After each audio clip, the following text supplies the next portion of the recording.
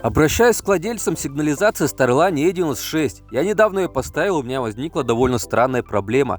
Батарейки в брелке разряжаются буквально за пару дней, несмотря на то, что я использовал только хорошие проверенные батарейки Duracell.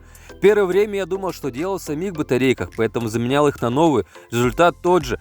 В целом сам брелок работает исправно. Внешних повреждений или дефектов не видно. Эта ситуация меня очень удивила и немного озадачила, потому что обычно батарейки держатся гораздо дольше. Поэтому я обращаюсь к вам, к экспертам и специалистам, кто разбирается в сигнализациях или сталкивается с подобными проблемами. Может быть, вы знаете, в чем может быть причина такого быстрого разряда, или подскажете, что можно проверить или сделать.